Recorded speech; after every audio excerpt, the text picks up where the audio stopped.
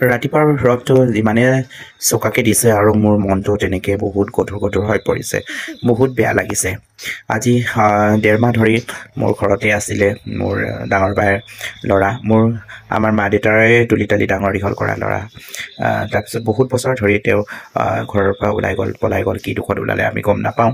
তেওঁ ওলাই গৈ তাতে বেলেগ অৰুণাচল প্ৰদেশৰ টাৱাং জেগাত আছিলে, টাৱাং বুলি জেগাত বমদিলা ফালে আছিলে, বহুত ঠাণ্ডা জেগা। তাৰ পৰা ইমান বছৰ পাছত যেতিয়া আহিছে এনেকৈ জিন্দা লাছ হৈ আহিছে। এনেকৈ মুখৰ পৰা মাত এষাৰ লগাব পাৰে, খোৱাটো নাকৰ পৰা পাইপেদি মানে খুৱাবলগীয়া হৈছে।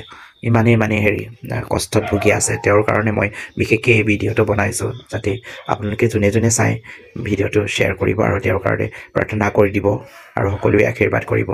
কিমান যে দুখত ভুগি আছে মানুহজন, আমি কিমান বেয়া লাগিছে মনটো।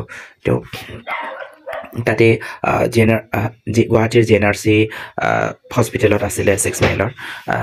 তাৰ পৰা বহুত 3 মাহ ধৰি তাত চোৱাৰ চিকিৎসা কৰাৰ পাছত ভাল হয়, ইমান ইম্প্ৰুভ হৈছে, কিন্তু ভাল হোৱা নাই। ক'তনো ভাল হ'ব ন এনেকৈ পেচেণ্ট। কিন্তু সেয়া বহুত বেয়া লাগিছে। আজি ঘৰৰ পৰা ইহঁতক আকৌ নাৰ্ছজনী, প্ৰাইভেট নাৰ্ছ থৈছিলোঁ ঘৰতে, 1.5 মাহ ধৰি থৈ ইয়াত চালেহি। তাৰপিছত তাইও গুচি যাবগৈ মেডিকেল, আকৌ হস্পিটেলত জইন কৰিব লাগে আৰু বিভিন্ন বেলেগ কাম আছে কাৰণে পঠাই দিবলগীয়া হৈছে। মনটো বহুত টান কৰি জলমতে পঠাই দিবলৈ মন নাছিলে, কাৰণ তাত ঠাণ্ডা জেগা যিহেতু টাৱাঙত, তো গুৱাহাটীত আকৌ অকণমান চেকআপ কৰি মেলি আকৌ টাৱাঙলৈ পঠাব লাগিব। নিজৰ ঘৰ যিহেতু, তাতে বিয়া চিয়া পাতি মেলি ল'ৰা ছোৱালীও আছে। ছোৱালীজনীয়ে সিহঁতি বহুত কষ্ট কৰি চাইছে, কেনেকৈ নমৰিব সেইটোৱে বিচাৰিছে। এনেকৈ ইমান যেনেকৈ থাকক, জীয়াই থকা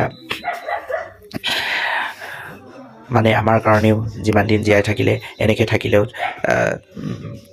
থাকক বুলি ভাবিলেও কি হ'ব। আমি যে চাবও নোৱাৰোঁ, নাৰ্ছজনী নথকাকৈ আমি একো কৰি দিব নোৱাৰোঁ, কাৰণ আমি নাজানো সেইবিলাক কৰিবলৈ। সেইটো কাৰণে মনটো বহুত গধুৰ কৰি মেলি সকলোৱে আমাৰ পৰিয়ালবৰ্গই আহি মেলি এনেকৈ আৰু পঠাই দিব লগা হৈছে। যাবলৈ ইচ্ছা মন নাছিলে। তাতে কিছুমানে আকৌ বাহিৰৰ কিছুমানৰ পৰা শুনিছোঁ যে কোনোবাই কৈছে যে ইমান বেমাৰী মানুহটো কিয় আনিব লাগে বুলি। তাতে আগতেই ডক্টৰে ক'লে যে ডিচেম্বৰ মাহটোত এটলিষ্ট ইয়াত থাকিব দিয়ক, হেৰিত ঠাণ্ডা জেগাত, যিহেতু টাৱাং বমদিলা বহুত ঠাণ্ডা, তাত বৰফ চৰফ পৰে। সেইটো কাৰণে তাত যাবলৈ মানা কৰিছিলে। সেইটো কাৰণে ইয়াত অনা হৈছে। আৰু বিশেষ ছোৱালীজনীও ক'লে হেৰি বুলি, যে ইয়াত কেইদিনমান চাই দিয়ক বুলি। আমি নিজৰ মানুহ হয় ন, ক'ত পেলাই দিম? আপোনালোকে কওকচোন, ক'ত পেলাম? আমিওতো ভাল পাওঁ, ইমান বছৰৰ পাছত লগ পাইছোঁ। যিয়ে নহওক, জিন্দা লাছেই হওক, মৰি যোৱা নাইতো, আছেতো, জীয়াই আছে নহয় তৰ্পি। আৰু এওঁৰ ইচ্ছা আছিল বোলে, ইয়াৰ ইচ্ছা আছিল যে শদিয়াত আহিম, এবাৰ নমৰাৰ আগত আহিম বুলি। শদিয়াখন এটলিষ্ট দেখিলে উপজা, য'ত সৰুৰে পৰা ডাঙৰ দীঘল হোৱা ঠাইখন চালে, ঘৰখন চালে। সেইটোৰ কাৰণে তেওঁৰ মনৰ কামনা পূৰা কৰি দিবলৈহে আমি আনিছোঁ। আমি ইয়াত কাৰোবাক এণ্টাৰটেইনমেণ্ট কৰিবলৈ অনা নাই, যাতে মানুহে কিবা কিবি হ'লেও আমি এইবিলাক কেয়াৰ নকৰোঁ। কাৰণ কোৱা মানুহেনো কি নকয়, নহয় জানো? ভাল কৰিলেও ক'ব, বেয়া কৰিলেও ক'ব। সেয়াই আৰু এনেকৈ পঠাই দিছোঁ। সেইটো কাৰণে চবেই বহুত ব্যাকুল, আকুল বিকুল পৰিৱেশ আমাৰ ঘৰত। বহুত বেয়া লাগিছে এতিয়া।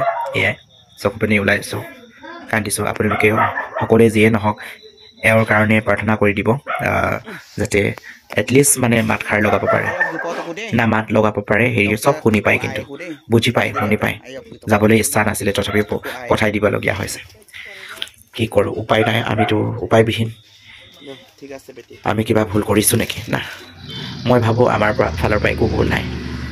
কাৰোবাৰ মনৰ ইচ্ছা পূৰণ কৰি দিয়াটোহে আমাৰ কাৰণে বহুত প্ৰয়োজনীয় বুলিয়ে ভাবোঁ। কিমান যে কষ্টত জীয়াই আছে মানুহজনে, তেখেতেহে জানে কিমান কষ্ট হৈছে। মনত কিমান কি ভাৱ লৈ আছে, প্ৰকাশ কৰিব পৰা নাই, বাছ সিমানেই। আপোনালোকক সকলোকে মই আহ্বান ৰিকুৱেষ্ট কৰিছোঁ, সকলোৱে এই দাদাজনৰ কাৰণে, ভাগিনজনৰ কাৰণে হেৰি কৰি দিব, প্ৰাৰ্থনা কৰি দিব ভগৱানৰ ওচৰলৈ। এটলিষ্ট কথাষাৰ, মাতষাৰ, এটলিষ্ট একো ইমানটো ভাল নহ'লেও মাতষাৰ লগাব পৰাকৈ। তাকে সকলোৰে পৰা মই প্ৰাৰ্থনা জনাইছোঁ, সেৱা প্ৰাৰ্থনা জনাইছোঁ। Thank you. আৰু পাৰিলে ভিডিঅ'টো শ্বেয়াৰ কৰি দিব, যাতে সকলোৱে পায়। সকলোৱে এওঁৰ বাবে প্ৰাৰ্থনা কৰি দিয়ে যেন